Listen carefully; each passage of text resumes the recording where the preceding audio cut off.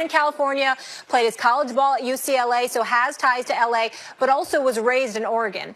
Where do you think he should want to go? Before I say anything, they're going to blow things up in Cleveland. It's like you go to a demolition site. There's nothing left but smoldering ash. And people say, hey, should we blow this up? I think someone forgot to tell people. It's blown up. Where should Kevin Love want to go? Well, where do they need some shooting and maybe rebounding? A couple places come to mind, Stephen A. I'll pick the one I don't think you're going to pick. How about Philadelphia? You have a point guard who sometimes plays power forward because he can't shoot. Now, you have a 5. The thing about Kevin Love is once upon a time he was considered a big who could shoot. Oh, my God, isn't that weird, right? Oh, he could be like Dirk Nowitzki. He's not that big. Kevin Love is an NBA 6'9", but in reality a little over 6'7". He just can't defend smaller players. But he has a lot of skills that are useful. He's a great passer. He's a great rebounder. And he's a good shooter. You know, at any position, he's a good shooter. At some positions, a very good shooter. So who do you need in Philadelphia? Well, a guy who, if you have a point guard who can play power forward at times because he can't shoot, maybe put him next to a power forward who can shoot. And the kind of center that Kevin Love needs to play with, Stephen A., is a guy who can block shots, post up, but doesn't need to post up because that's something Kevin Love can also do sometimes, can play an inside-out game and can also shoot. That's Embiid. So I think he fits in Philadelphia, and I think they're going to have need for a star when they strike out on Kawhi Leonard. My answer would be the Portland Trailblazers. I think if you're Portland with all of these rumblings about what you're going to do with Damian Lillard or C.J. McCollum, because one of them have to go in order for you to get some kind of equitable compensation, I think that you try to hold on to both of those guys if you can get your hands on Kevin Love. Kevin Love, this is a Portland Trailblazers team that was 16th in points, that were like 19th in three-point shooting. Could they use his three-point shooting? Absolutely. They don't need his rebounding as much because they got enough dudes to do that. But they definitely need his shooting. They definitely need a viable, bona fide third offensive option who can interchange between a third and second offensive option when one of the other guys are out of the game. You need somebody that can score from your front line. You don't need to be the Blazers completely reliant upon your guards and Lillard and C.J. McCollum to come to the rescue. Somebody else with the experience who can handle the pressure, hitting big shots under pressure. I think that's Kevin Love. Obviously, if you're the Cleveland Cavaliers, you should do everything you can to make a move because you should clean house. LeBron is going. You're not going anywhere anyway. You need to build, and you need to use the assets that you have to create a multitude of assets for yourself. And Kevin Love is the one viable option that you have in that regard. You move him, you utilize him to get assets that you need because he's not somebody that's demanding to go to a specific place. There are a bevy of places he would be willing to go if the situation was relatively correct. And I think if you're Cleveland, you explore that. I got another place for you guys. One thing I want you to weigh in on this, Max, first. I mentioned that obviously he grew up in Oregon, but what about some kind of deal with C.J. McCollum, who's from Canton, Ohio, and could go back to Cleveland and play? I mean, would you give up C.J. McCollum for Kevin Love? No, I would not. I'm not saying it has to necessarily be a straight up, but just throwing that out there. I mean, they would both want to be in those cities. I would think, like, they couldn't work at the money, but Houston would be a good fit, too. I think a better fit than Carmelo Anthony because Kevin Love is a much better rebounder and passer than Carmelo and doesn't need the ball as much. He's also a better outside shooter. So I think he's actually a better fit in Houston than Carmelo is, though the money wouldn't work the way Carmelo. That's why I didn't bring it up. Money would have worked. You have to trade for him. That's why I didn't bring it up. All right, guys. We'll leave it there. When we come back, the fellas will weigh in on how much longer Kawhi Leonard will be a member of the San Antonio Spurs. First Take coming right back. Anywhere.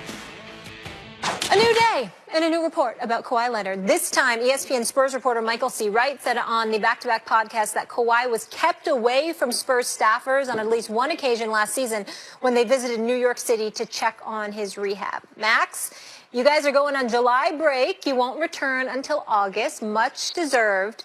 When you come back, will Kawhi still be a member of the Spurs? Yes, he will be. What the Spurs are going to find over time is that because Popovich knows, has forgotten more basketball, not only than I'll never know, but than most people will ever know. But so he must understand, obviously, that the history of the NBA is you don't break a dollar into 4 quarters. Now, Kawhi's a devalued dollar. Not only is he coming off injury, but he wants to get out of there. And the league knows it. He has 1 year to free agency, and there's a belief that he'll only sign with LA or maybe even just the Lakers, even though now there's more information being put out there maybe to dilute that message, it seems to me. So Popovich is aware of that too. So where do you trade him? If Philadelphia won't even give up Markelle Fultz or something like that, what they're really saying is take these quarters for the dollar. The only team, it seems to me, with young assets that even have a chance to be worth at least 50-cent pieces, Ingram, Kuzma, someone like that, are the Lakers.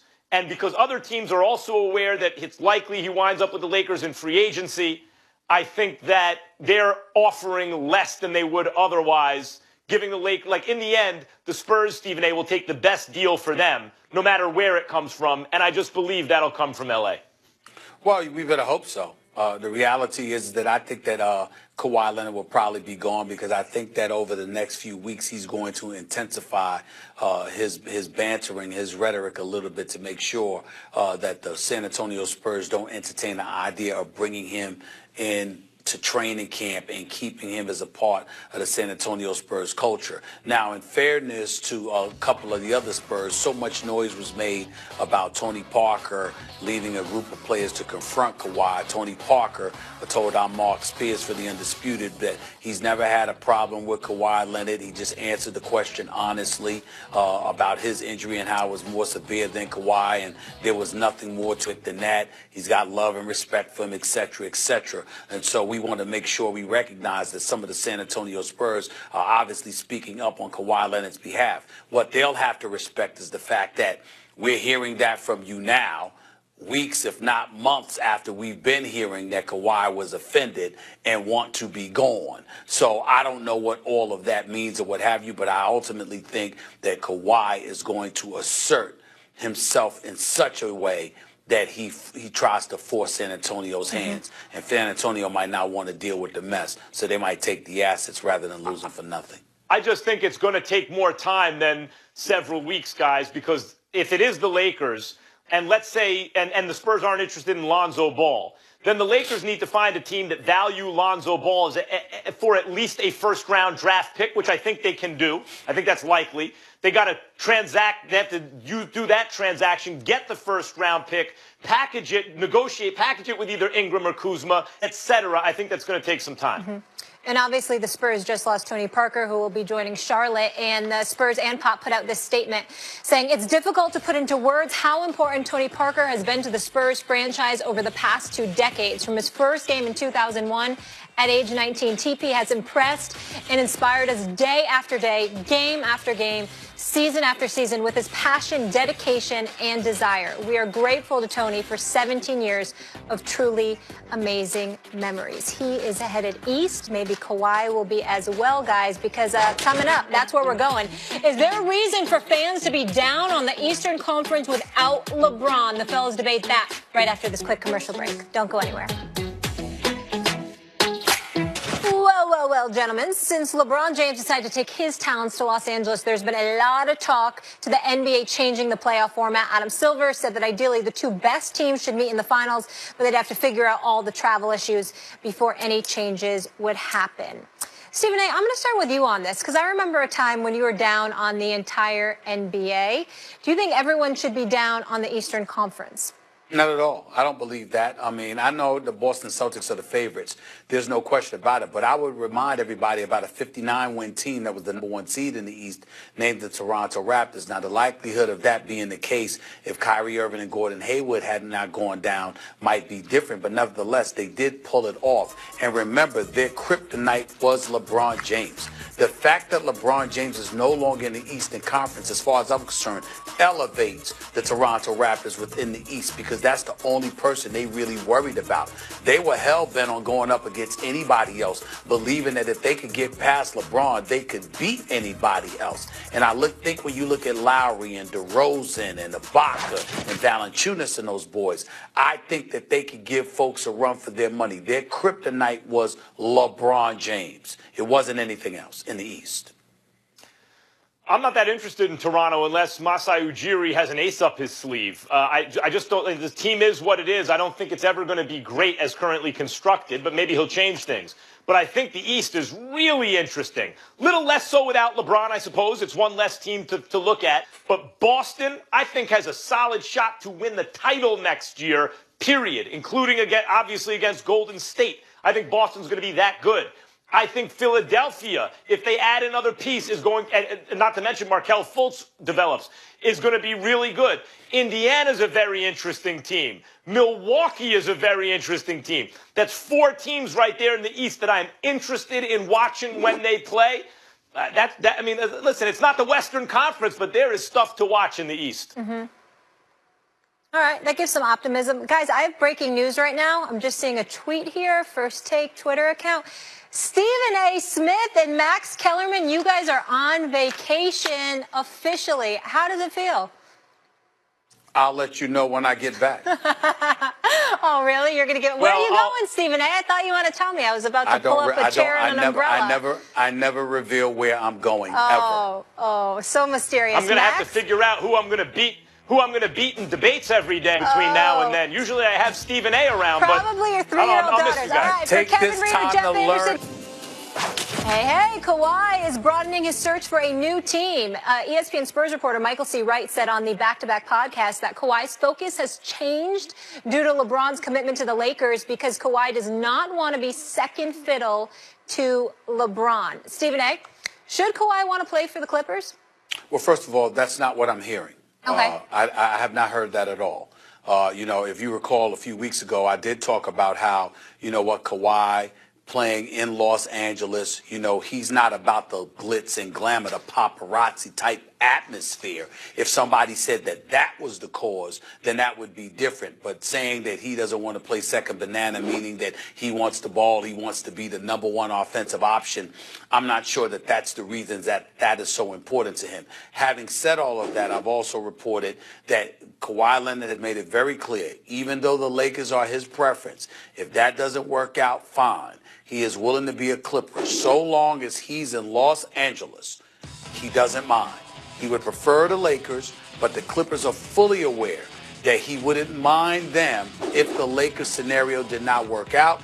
That is why the Clippers have been behind the scenes, hoping, praying, and in their own subtle ways, attempting to manipulate San Antonio, sort of doing everything it could to hold off on sending Kawhi to the Los Angeles Lakers. Because if indeed they hold off and the Clippers are in a position next summer where Kawhi Leonard is still on the open market and they have the max contract dollars to pay him, they believe their chances are incredibly legitimate to land him in with the Clippers because he does not care for all that glitz and glamour and paparazzi type lifestyle and all of that stuff. All Kawhi wants to do is get the hell out of San Antonio and end up in L.A. That's it. Whether it's for the Lakers or the Clippers, he can stomach it so long as he returns home. That is what I have been told. I just don't believe the report. It's not that I don't believe the reporting. I do. Sure. But I don't believe the report itself that Kawhi doesn't want to play second fiddle. Look, Kawhi Leonard is an all-time great player. Stephen A., he may be one of the top 4 or 5 small forwards I've ever seen. I think, or even like wing players, two-way wings. I think Jordan and Kobe and LeBron, obviously. And then who else am I sure I would put ahead of Kawhi? Dr. J, not in the NBA, obviously in the ABA, but I didn't see that. I'm trying to, Scottie Pippen is around there. Like, I'm talking about, he's one of the greatest ever, but no one's ever going to confuse him for the greatest player of all time. But you know what? Lots of folks confuse LeBron for the greatest player of all time. It's a confusion. Jordan's the greatest ever, but LeBron may be number 2. Certainly he's in the top 5, right? Most in the top 3 with Kareem and Jordan. LeBron's just better than everybody. That doesn't mean you play second fiddle with LeBron. If LeBron has a scorer on his team, you think he's not going to use him? LeBron's basically your point forward, if not guard, right? So what's Kawhi really? He's a perfect complementary piece. In a sense, so is LeBron. He'll do what the team needs. I don't think it's just self-serving, well, LeBron just wants the ball in his hands. No, I think usually that's in the best interest of the team. And Kawhi, too, like, I find it ridiculous that Kawhi would, I only want to be like what fiddle he plays. First or second is important to him. Maybe to his uncle, maybe to someone around him, maybe to business associates. But to Kawhi Leonard, have people seen the way he plays defense? And even the way his offensive game came about, do you know what that requires? It requires an incredible work ethic, incredible competitiveness, incredible discipline. Because he's not like one of these freelance gambling players on defense. He's an incredibly disciplined player on defense. That just doesn't jive with the kind of guy who thinks to himself, I don't want to play second fiddle to LeBron.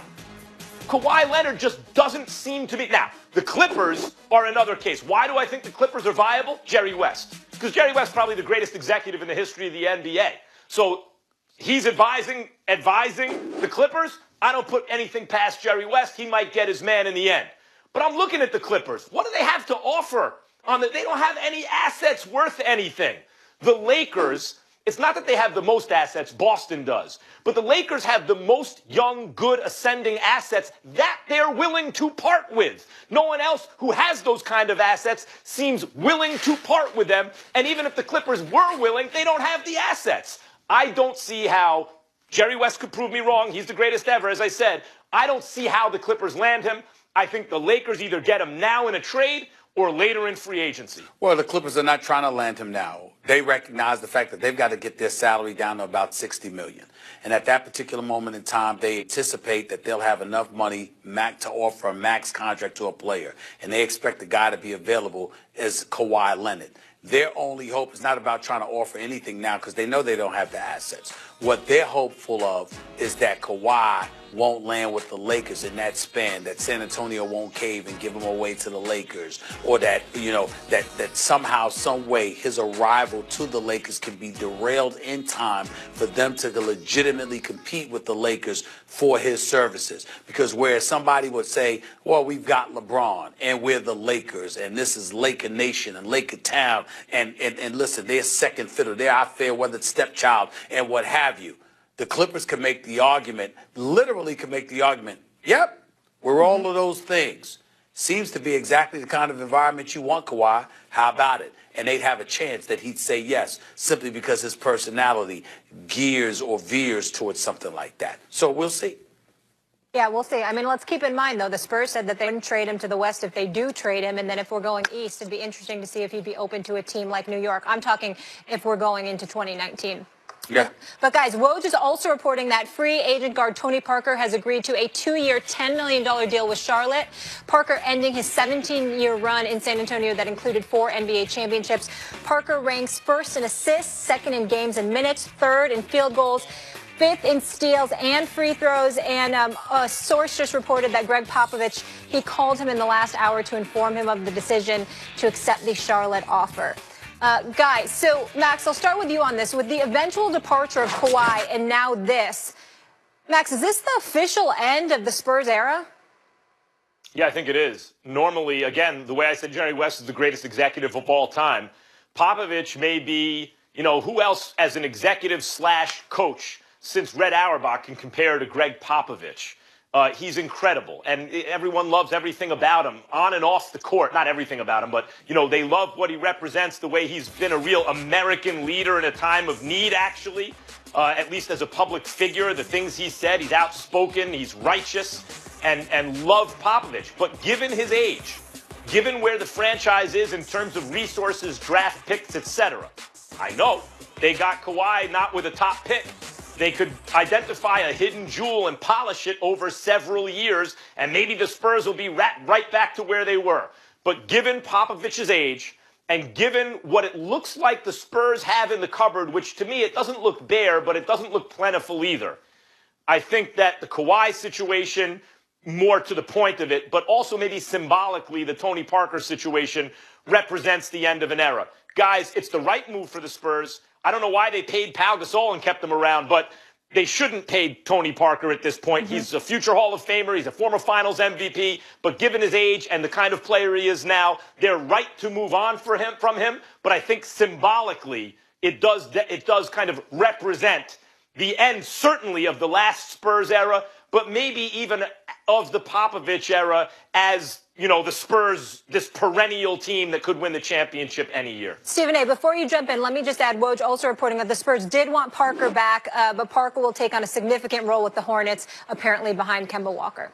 Well, he's going to take on a more significant role, Molly, because he's going to play more minutes and he's going to make more money. The Spurs weren't going to pay him $10 million a year, and more importantly, they weren't going to play him more than the 19 minutes per game that he got last year. DeJounte Murray is the new point guard for the San Antonio Spurs. They got a lot of love for him. He's got nice height on him, nice length on him. He's shown some ability as well, and that goes a long way. But I agree with Max in terms of this being the end of an era, and I'll tell you why. The era began not just because of David Robinson, but primarily with the arrival of Tim Duncan. And it wasn't just because of Tim Duncan's greatness. It's because Tim Duncan bought whatever Greg Popovich and the Spurs organization was selling. And so because of that, that's what enabled Greg Popovich to become who he was. Whether he is great of a man as I know him to be, when you look at stuff for the media purposes, how truculent he could come across and whatever the case may be, those are the kind of things that, you couldn't pull that off unless you were winning, and you couldn't pull that off unless you had somebody like Tim Duncan who always sided with you, stood by your side, and allowed you to coach him. I recall one time when I was covering the Sixers and Larry Brown and Allen Iverson were getting into it, and Allen Iverson got benched for showing up late to a practice one day. That night, Greg Popovich benched Tim Duncan because Greg Popovich and Larry Brown were that close. Tim Duncan hadn't done anything wrong, but Greg Popovich sat him on the bench anyway because he wanted to show that indeed stars can be benched. You don't just sit up there and throw somebody out there and let anybody circumvent rules and regulations just because they're the marquee. There must be order. Greg Popovich was a protege of Larry Brown's. He did it just to help Larry Brown send that kind of message at that particular moment in time. At least that's what I was told by Larry Brown and confidants of Larry Brown. So what you have is a situation where once upon a time that could happen. In this day and age, players have more control than ever before, more control of their own destiny and destination than ever before. And when you have one of the elite players in the game who is as mild-mannered and as low-key as they come, still wanting to depart from the Riverwalk in San Antonio to go to Los Angeles, that is a problem. And then also we forget this. How many times did we talk on this show about how much LeBron James loves and reveres Greg Popovich, considers him an incredible coach, an incredible basketball mind. He has an incredible amount of love for Greg Popovich.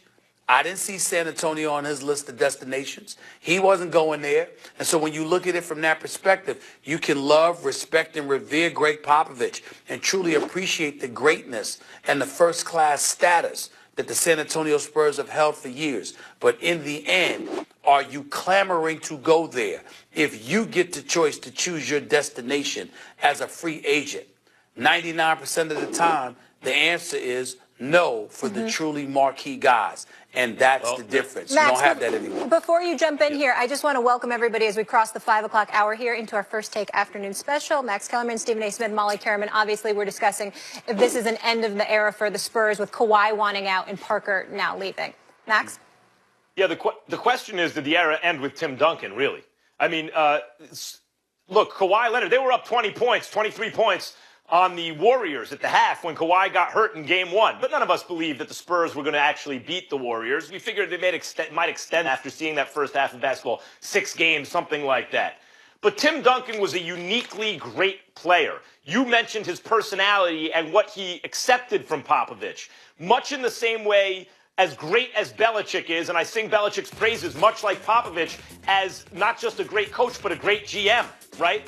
And I brought up Red Auerbach. Also, he had Bill Russell. Popovich had Tim Duncan. Obviously, Belichick has Tom Brady. These on-the-court kind of extensions of the coach/GM, the player leaders. There are very few players throughout history like Bill Russell or Tim Duncan or Tom Brady. So as much as I credit Popovich, a lot of it may have been, Popovich was fortunate. He had a guy like Duncan. Duncan's gone, and I don't think it's coincidental that it seems to fall apart in his absence. We got to leave it there, guys. Still to come here on this First Take afternoon special, does LeBron's move to LA mean that Magic's Lakers are now on the same level with the Rockets? The fella's answer might surprise you. That's next.